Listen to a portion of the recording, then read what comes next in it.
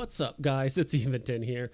So, a bit of a different video today. I'm going to be talking about some things I would like to see get changed in EVE Online in 2023. Now, I fully realize most of these changes are probably going to take longer than a year to make. These are more just things I would like to see CCP at least revisit or take a look at some point this year. I realize some of these changes could take 3 months or they could take multiple years. Some of these changes, because of the spaghetti code, could turn Jita completely inside out and completely ruin the whole game. Who knows? But I'm just going to be running some B-roll in the background as I'm just kind of talking. I will put up some picture prompts occasionally just to kind of emphasize what I'm trying to say here. But I don't have pictures of all these points, so I hope you guys enjoy. I did ask some of my court mates too for some advice or some ideas on this as well. So some of these are actually my ideas. Some of these are actually some of my court mates. But overall, some of these are personal complaints and some of these are some changes that I think that the committee at large would largely agree with. So first thing I would say is the repair all button is a great change to the game. I fully agree they added it here, but I think a cancel all button would be super helpful as well, because repairing all of your modules is awesome. As you can see here, I'm able to repair all 6 modules at the same time. But if I ever wanted to cancel them early because the fight got re-engaged or something happened and there's another fight popping off while I'm trying to repair multiple modules, I have to cancel each one individually. So a cancel all button would be super helpful and it would save me a ton of time rather than individually clicking all 6 of my modules to turn them off. So I hope that gets out of the game at some point. The next one is insurance. I don't even know how to approach this. I really think they need to revisit this. I mean, there's like 6 different insurance levels, I think, like 6 or 7. And I don't know anyone that does anything in between the basic and platinum. Feel like most people either do basic or platinum. Honestly, this system needs to get reworked. I'm not sure if it just needs to get scrapped altogether. It honestly just kind of just confuses new players. It really just frustrates old players like myself that I forget to insure the ship. And honestly, the insuring system is pretty unintuitive. There's also no ability to mass insure ships. Sometimes I like to get a DST, fill it up with a bunch of frigates, destroyers, cruisers, and I'm just going to whelp them for PvP over the next few days. And I would like to just be able to highlight all my ships, mass insure them, do platinum, whatever it is. So I'm not sure what they exactly need to do, but I do think insurance needs to get revisited at some point. And on top of that, there's still some ships like the Praxis, the Gnosis, or some of those other ships that we get for free during the Capsuleer event that pay out literally nothing. I'm talking like a couple plex. I think that mostly has to do with the fact that there's no I guess like industry cost to making them because you just get them for free. But I think those ships should at least cost something for the most part. So, basically getting 3 ISK for a platinum on a Praxis seems a little ridiculous. So I do think they should fix that as well. Just make a small exception for the ships that you do get for free during those Capsuleer Day events. So the next one is being able to simulate more than one fit. It does get a little bit frustrating or just annoying that you can only simulate one fit ship at a time. And if you're trying to compare, let's say, 2 different versions of a ship, like as you can see here, like a stabber, 2 of the fits are very different, but I just want to be able to compare side by side really quickly their damage output, what's their repping and all that stuff, instead of just switching between back and forth. So the ability just to simulate even just 2 ships at the same time. I'm not saying we need to have like 15 simulated shipping windows all at the same time, but I feel like just having at least 2 so you can do a side-by-side comparison to 2 different ships would be really nice. Also talking about simulated ships, that simulated ship window, I really feel like we should be able to resize the hypernet, the fitting, and the agency windows. The fact that those windows are just locked into the same size no matter what, I feel like those windows are always either too small or taking up too much room on my screen depending on what I'm trying to do. And it'd be really awesome if I'm able to resize those windows as well.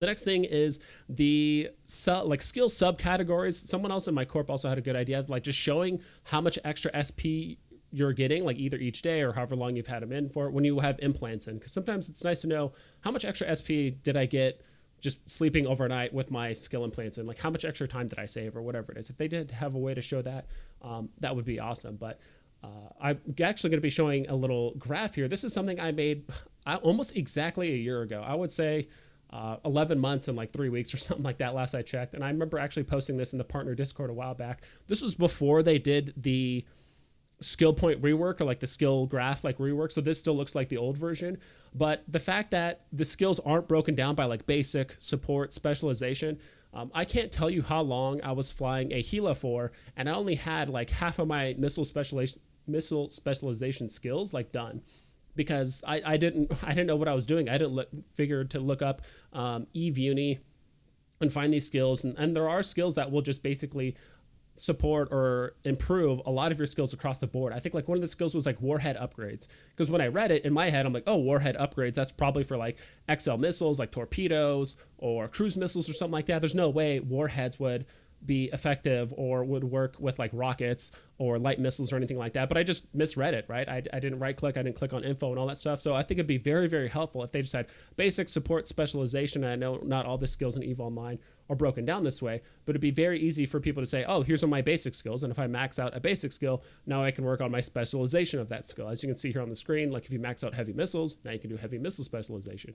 And then if I want to level up skills or support skills that will affect all of my missiles, I want to level those up as well. So I really think a system like this would be infinitely helpful rather than organizing everything in just this messy alphabetical order that we currently have. Like I'm showing here for the ship, like skill for like the ship tree, just having them broken down by Amar, Caldari, Edencom, Galente, Memitar, etc. Because right now everything's in alphabetical order, and sometimes you randomly have certain like T2 ship specializations or T3 ship specializations just kind of like thrown in between Amar. Sometimes like command destroyers is like randomly thrown in there between like Caldari, or you have like the Exhumers kind of thrown in like the Edencon area. It's kind of weird. So I really wish they would just break down the ship tiers similarly that I have on here.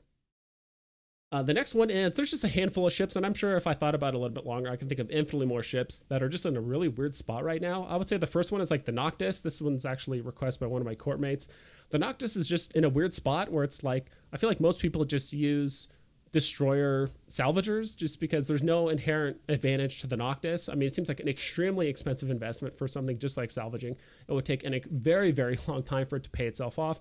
Yeah, you do salvage a bit faster, but with the introduction of like MTUs and salvage drones, or just the fact that the destroyer also has 8 high slots and doesn't need to use high slots to use tractor beams like the Noctus, I feel like the Noctus is just in a weird spot. So I would love to see the Noctus get something that would allow it to pay itself off faster. So what I would like to see is that either flying the Noctus, let's say per level of, you skill up for the Noctus, there's a 1% chance that you get double the yield, or something like you get a very low chance of you discovering or getting a very, very good manufacturing component. That's actually very, very rare to get outside of salvaging or something like that. So I do think something needs to be involved with the Noctus that would want people to actually undock it and use it, rather than a 5 to 6 million ISK salvager, because right now the Noctus just seems super expensive, super bulky, and way too large for the job that it needs to do, that a simple destroyer can do as well. The other ship, I think, and there's quite a few ships that have lists, and I think some ships do it better than others. I kind of like the spectrum that I'm going to show here. So like the first one is the Scythe Fleet. So ships with like dual weapon bonuses. Like the Scythe Fleet is weird because it only gets medium projectile turrets or light or missiles.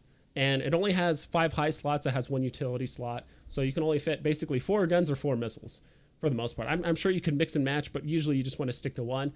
And it's weird because if you go with one weapon type, you're not getting the bonus of the other weapon type. And it seems weird that pretty much every other ship in the game will allow them to simultaneously use both bonuses at the same time. Because if you go with like medium projectile turrets, you just seem like a simply worse stabber fleet issue. But if you go with light missiles, now you're just a strictly worse Osprey Navy, because they have more missile damage, they have more mids, all that stuff. So I'd really like to see the Scythe Fleet either get one more bonus, or I'm not exactly sure how they need to approach this. But if we take a look at something like I think it's the Typhoon Fleet, even though this one has a split damage, like large projectiles, and it says heavy cruise missiles, all that stuff, at least the large projectile turrets get 2 bonuses, rate of fire and tracking speed, and then the missiles are getting damage as well as explosion radius. So I do think that's a pretty good design choice. I think that's a good middle ground. I do think they could tweak it a bit more to make it a bit better, but I know the Typhoon Fleet issue is a very, very good battleship. It's very fast. I do think it's used quite a bit in PvP as well, and it's probably one of the funner battleships that I like to fly. Like if I do fly battleships, I feel like most of them are just too big, bulky, and slow, but I do like the Typhoon Fleet a lot. So I do think this is a happy middle ground. It's a little bit closer to where we need to go. But I think the one I like the most is something like the Armageddon Navy, even though all the skills are tied up in that one thing, right? So Armageddon Navy gets lasers, but it also gets missiles, cruise missiles, torpedoes, and all that stuff, right? And so it has 3 bonuses. Drone damage, it also gets the energy, Newt, and Nosferatu optimal range. So it's not like the large turret is its own line item and it gives it extra damage, therefore it has to like take away drone damage or anything like that.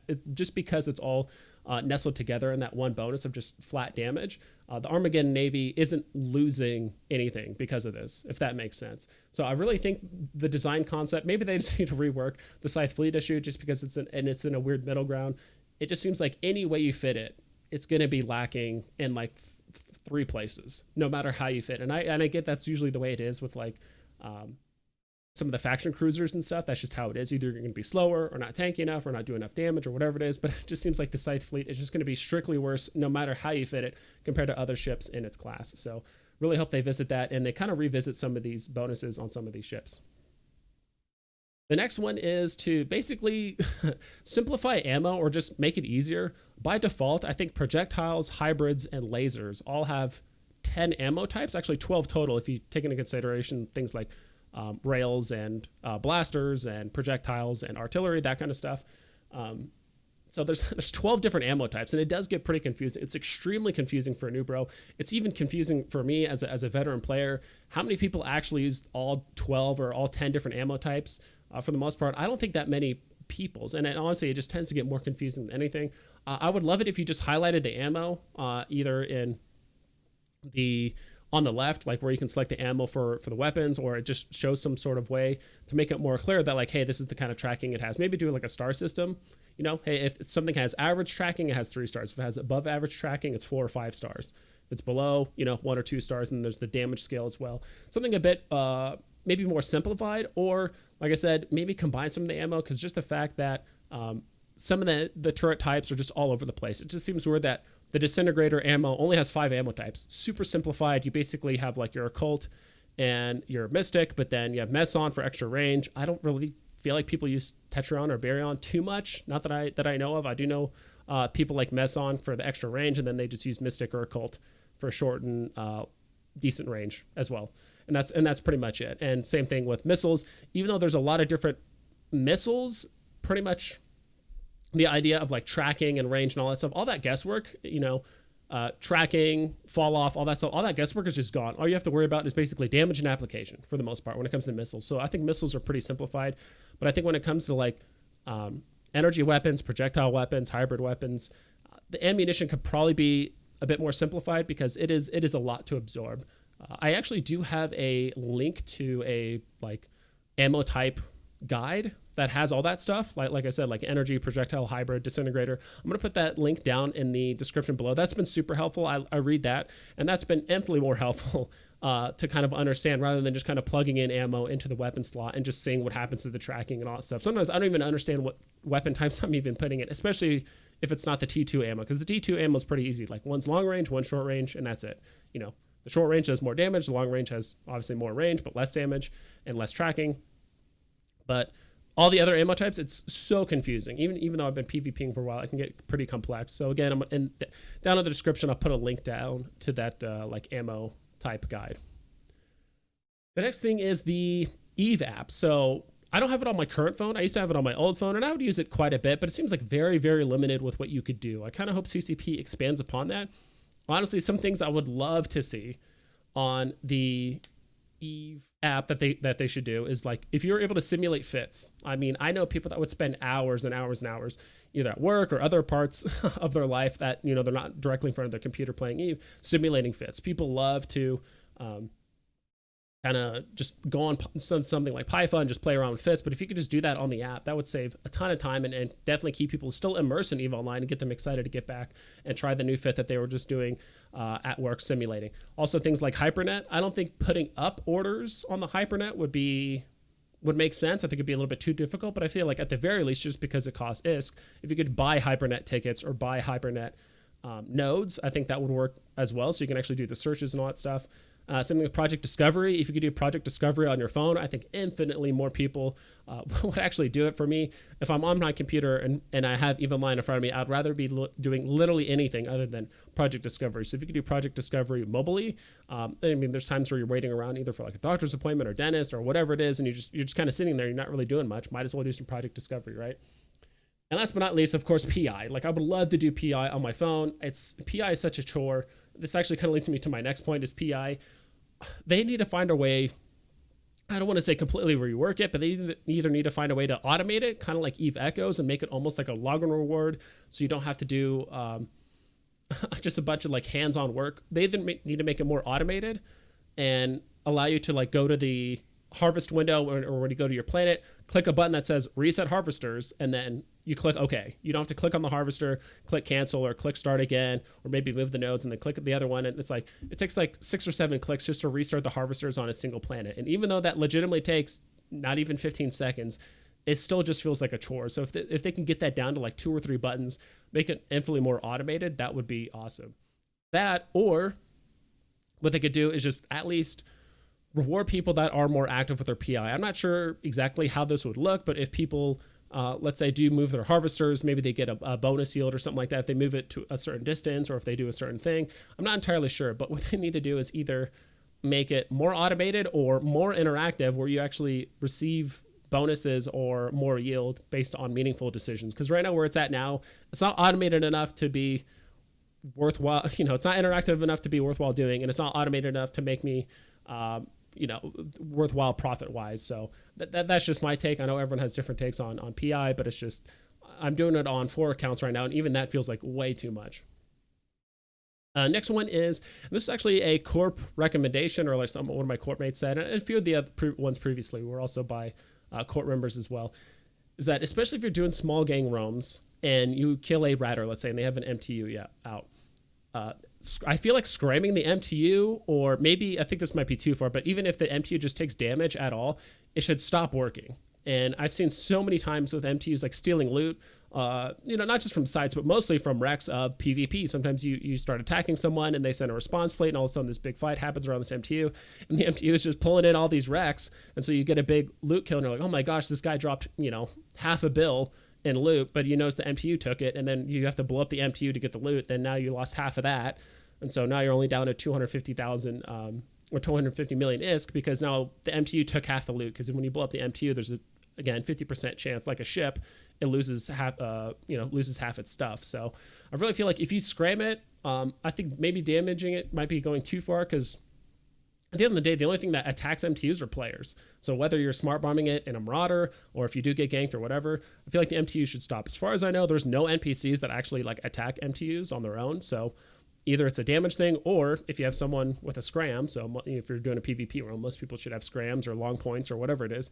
If it basically gets pointed at all, the MTU should just stop working. And that way you can actually point it, and you can take your time like looting the field and all that stuff. But it does feel bad when the MTUs do take some of the biggest loots, Dead Space mods, something like some of the Abyssal World, modules and stuff like that. When that stuff goes away because the MTU took it and then you blow it up and it disappears, that really, really sucks. So, all right, we're in the final stretch. The last one here, and I think pretty much everyone can universally agree with this, and even a lot of nullsec people agree with this, is the Antiplex thing, where it's crazy the fact that you can get in a PvP timer, you can be pointed, you can scram, you can do all that stuff. Yeah, you could still jump an Antiplex, like jump gate thing. I still don't understand fully the nuance of like nullsec and how that stuff exactly works, but it really reminds me of, every wormholer knows this, that if you fight on a high sec static and someone's sitting on a high sec static at 0, there's pretty much absolutely 0 risk for the most part, because you can just shoot anyone you want, you can shoot them and all that stuff. Basically, unless you're not paying attention and you get booshed, or they undock a bunch of artillery, rail, ships, whatever it is, and you get volleyed off the field, that's usually not going to happen if you're flying anything like a cruiser above. Like, you're pretty much risk-free, because at any point you get low health, or you feel like you're under risk of dying, you just jump the gate, or you jump the wormhole, right? So this is literally no different. So I do feel like having a weapons timer should not allow you to jump the Antiplex, or if you're pointed, or just something. Just the fact that so many times on roams, we find an Antiplex, we're trying to, ring the doorbell for people to show up, and they do, but they, trickle in one at a time, they land, they start trying to shoot our tackle when, Serbs or whatever it is, and they could just do it for free, and there's nothing we can do about it. And they could just jump the second they get low health for the most part. So I do think fighting on Antiplexes are probably one of the most unfun things when it comes to like PvP roams and stuff like that. So yeah, that's pretty much it. I would love down in the comments below what you guys think about some of these changes, or if you guys have any changes you guys would like to see in 2023. And again, I'm keeping this more small scale. There's a whole bunch of ideas that my courtmates had about like reworking nullsec and tying it to structures and the delay local and all that stuff. I think that's probably for another video, but these are kind of more small nuanced things that I think CCP can maybe do in a somewhat timely fashion. And again, I realize most of these changes are going to take longer than a year if they wanted to address it. Some might take shorter, but who knows? But yeah, if you guys want to enter in some Scope Skin Syndicate skin giveaways down in the comments below, let me know what kind of changes you guys want to see in EVE Online, and I'll catch you guys next time.